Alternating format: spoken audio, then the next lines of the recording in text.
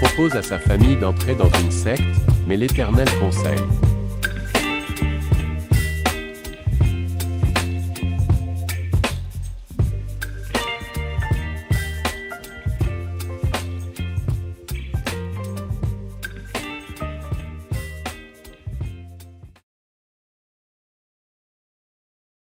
Qu'est-ce que tu fais? Tu crois que tu vas m'envoûter? Tu crois que tu vas avoir mes enfants? Qu'est-ce que tu racontes? Arrête de faire semblant. Arrête maintenant tout ce que tu es en train de faire. Bon, écoute. Je t'ai demandé de me rejoindre dans l'ordre, mais tu n'as pas voulu. Je te le demande une dernière fois. Si tu refuses, je vais te combattre. Je te préviens, tu n'y survivras pas. Alors ne te dresse pas sur mon chemin et rejoins-moi. Je rejette tout ce que tu viens de dire au nom de notre Seigneur Jésus-Christ. Si tu veux me combattre, sache que tu as perdu d'avance. Car ce n'est pas moi qui combattrai contre toi, mais l'Éternel Yahvé combattra pour moi. Il est le puissant Dieu que je sers. Le victorieux. Va-t'en. Sors de ma maison. Sors de ma maison tout de suite. L'Éternel est ma lumière et mon sentier. Je ne chancellerai pas. Et, comme Lot quittant ce lieu de désolation qu'était Sodome, je pars avec mes enfants, sans regret et sans me retourner.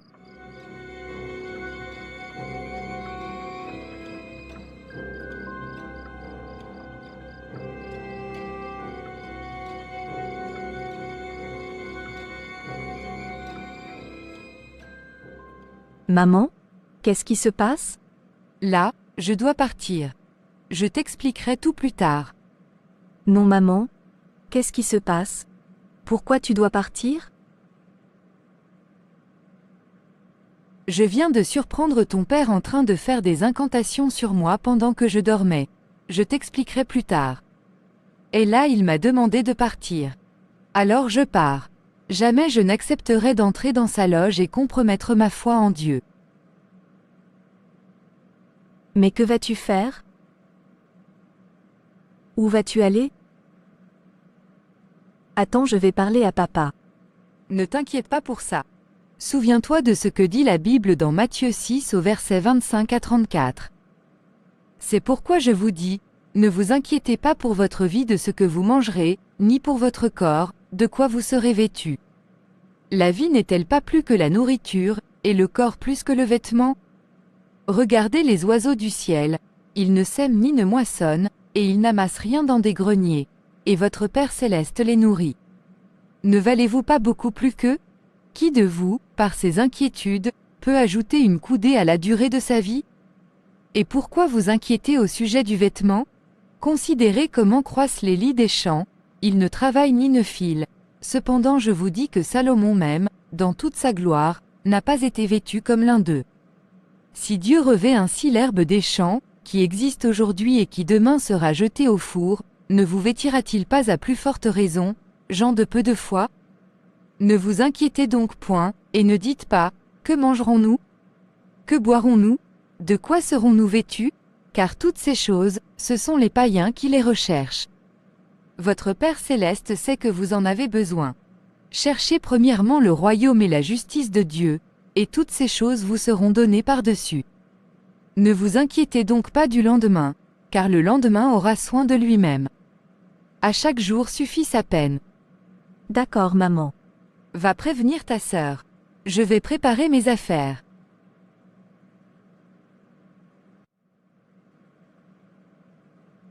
Pourquoi papa fait ça? Enfin bon. Moi je reste ici avec papa. Je ne veux pas me retrouver à la rue et en pleine nuit en plus. Pourquoi es-tu égoïste comme ça? On ne va pas laisser maman toute seule.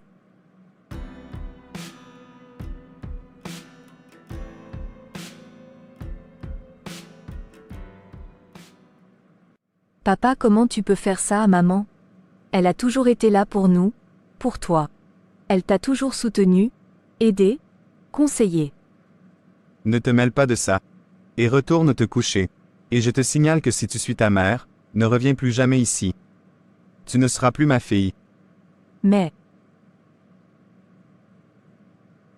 J'ai appelé toute ma famille, mais personne ne peut nous recevoir ce soir. Tous les gens que j'ai toujours aidés. Personne ne veut. Ils ont peur de ne plus être aidés par ton père. Ils ont tous peur, même ma propre famille. Et ton père a interdit aux chauffeurs de nous accompagner où que ce soit.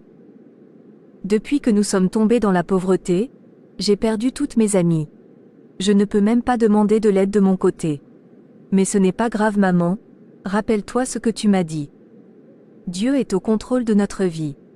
Je vais appeler quelqu'un que je connais, il pourra nous aider pour le transport. On peut trouver un hôtel pour la nuit. Et on avisera pour la suite. Oui, tu as raison. C'est une bonne idée. Mais au fait, où est ta sœur? Tu l'as prévenue? Oui maman. Mais elle préfère rester avec papa. Ce n'est pas grave ma fille. Je vais appeler. Allô? Omain? Que se passe-t-il? Il y a un problème? Comment? Mais... Il n'y a pas de problème, je viens vous chercher. Mon collègue arrive. Il va nous donner un coup de main. Que Dieu soit loué. Ah, le voici. Merci d'être venu. Voici ma mère. On part à l'hôtel Auberge La Paillote. Pas de souci, je vous emmène. Bonsoir madame. Bonsoir monsieur. Nous voici installés, prions.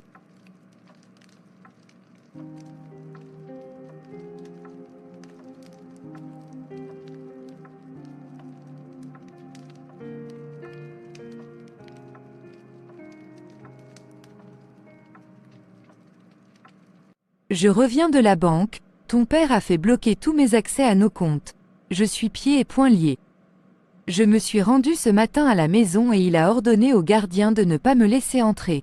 Ton père a vraiment perdu la tête. Ce n'est pas l'homme que j'ai épousé. Il faut qu'on réfléchisse à ce qu'on va faire.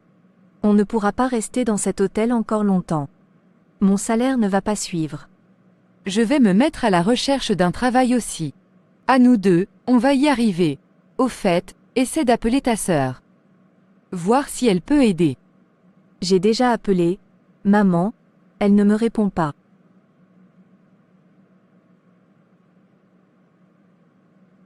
Maman, on ne peut plus rester à l'hôtel.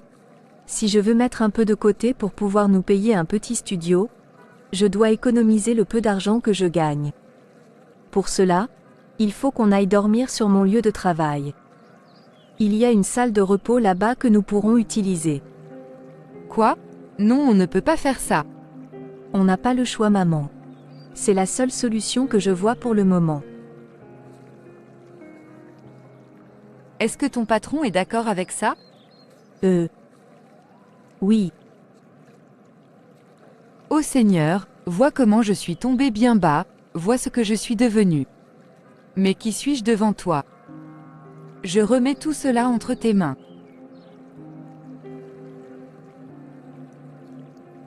Viens maman. On peut y aller. Le passage est libre. Le passage est libre? On se cache de qui, là? On ne se cache de personne maman. C'est juste que comme il fait nuit, il faut rester un peu discret, c'est tout.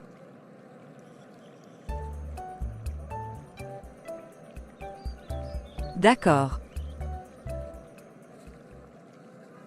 Voilà maman, c'est ici. La salle d'eau, c'est la porte derrière toi. Le matin, il faut que tout soit rangé à 6 heures. Parce que quelques-uns de mes collègues arrivent vers 6h30. D'accord ma fille. Mais il faut qu'on trouve une solution rapidement. Je n'ai plus l'âge de ces acrobaties. Oui maman. Allez, installons-nous. Ensuite nous allons prier. Bonjour mademoiselle. Combien de temps allez-vous encore dormir au bureau? Cette situation commence à durer et je risque ma place en vous laissant rester ici trop longtemps. Je suis seulement le gardien et je ne peux pas risquer de perdre ma place. Je sais Otto. Laissez-moi encore quelques jours et moi et ma mère pourrons partir. D'accord. Merci Otto. Dieu vous le rendra.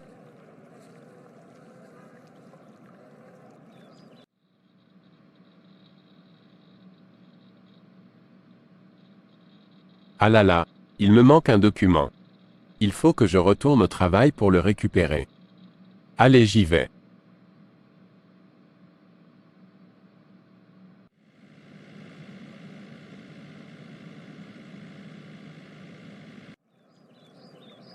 C'est bizarre, pourquoi y a-t-il de la lumière à l'étage? Otto? Otto? Oui, monsieur? Bonsoir Otto, ça va? Bonsoir monsieur. Ça va. Oui, Pourquoi y a-t-il de la lumière là-haut? Il y a encore du monde à cette heure? Qu'est-ce qui se passe Otto? Enfin bon, je suis venu récupérer un dossier. J'en profiterai pour faire un tour au premier étage. Je ne comprends pas pourquoi il y a de la lumière là-bas. ce n'est pas la peine. Je vais y aller. Non, ce n'est pas la peine.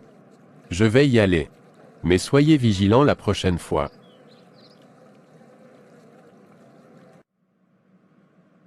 Qu'est-ce qui se passe ici?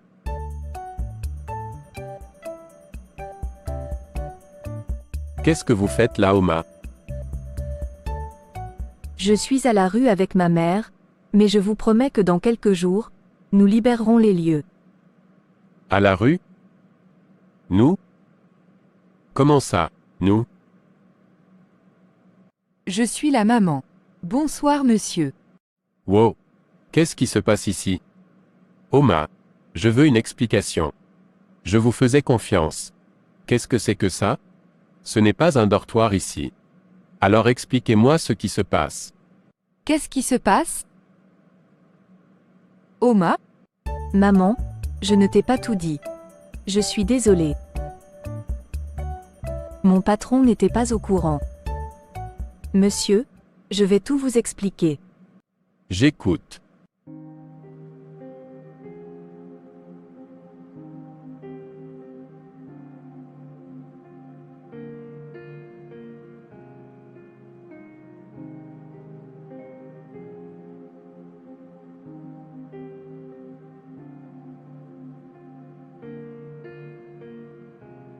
Voilà toute l'histoire.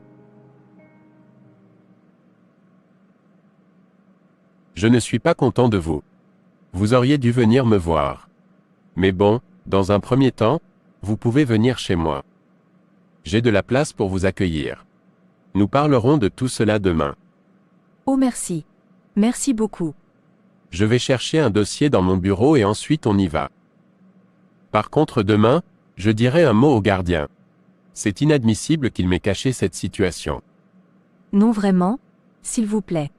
Ce n'est pas de sa faute.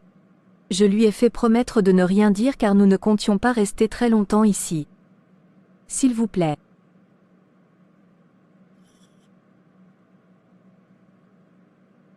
Ok. Nous parlerons de cela plus tard. Merci beaucoup monsieur, Dieu vous bénisse.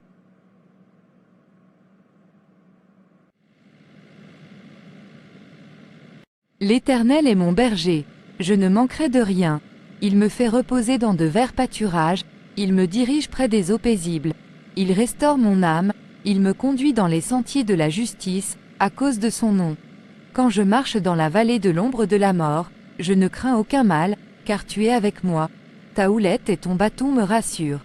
Tu dresses devant moi une table, en face de mes adversaires. Tu induis ma tête, et ma coupe déborde.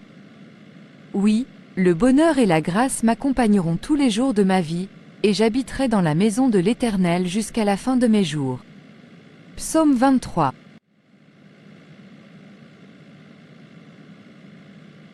Je ne comprends pas. J'ai beau faire. Mais je comprends pas pourquoi ça ne marche pas. Je n'arrive pas à atteindre ma femme. C'est un petit problème, nous allons régler ça. Mais comme ta femme a une vraie vie de prière, nous devons mettre les bouchées doubles. Mais nous allons y arriver. À défaut de ta femme, ramène ta fille. Celle qui est restée chez toi. Cette fille doit remplacer sa mère. Elle doit prendre sa place. Es-tu d'accord? Oui, je suis d'accord.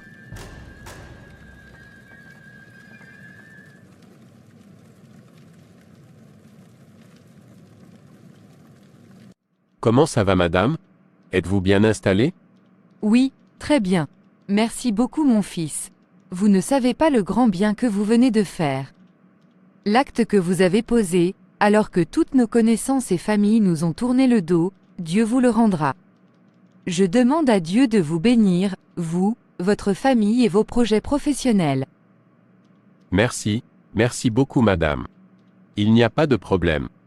Il y a de la place dans cette maison. Faites comme chez vous.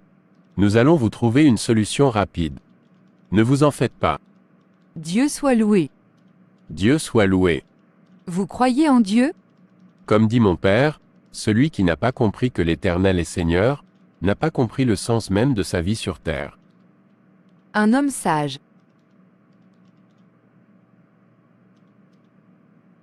J'aurais aimé que mon mari ait cette même sagesse. Que voulez-vous dire? Rien mon fils. Rien. Vous êtes prête, Oma? Je suis prête. Allons-y alors. J'ai un rendez-vous dans une demi-heure.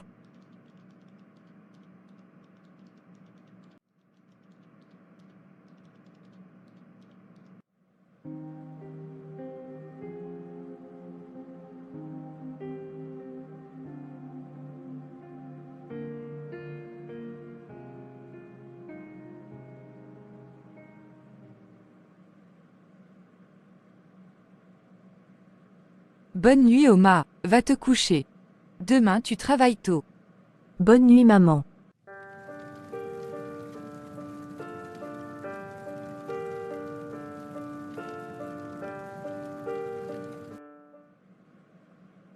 Déby? Qu'est-ce qui se passe avec ma fille? Non, non, non.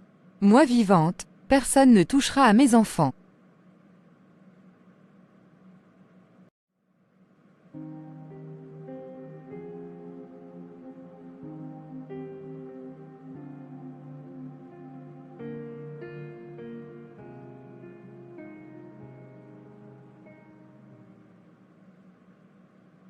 Seigneur, fais-moi dès le matin entendre ta bonté. Car je me confie en toi. Fais-moi connaître le chemin où je dois marcher. Car j'élève à toi mon âme. Délivre-moi de mes ennemis, ô Éternel. Auprès de toi je cherche un refuge. Psaume 143, versets 8 à 9.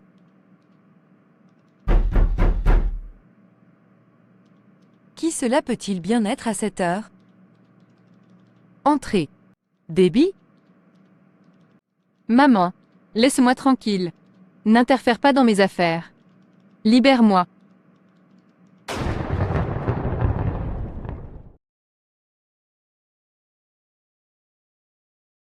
Néhémie 4 de 13 à 15. C'est pourquoi je plaçais, dans les enfoncements derrière la muraille et sur des terrains secs, le peuple par famille, tous avec leurs épées, leurs lances et leurs arcs. Je regardais, et m'étant levé, je dis aux grands, aux magistrats, et au reste du peuple, ne les craignez pas. Souvenez-vous du Seigneur, grand et redoutable, et combattez pour vos frères, pour vos fils et vos filles, pour vos femmes et pour vos maisons.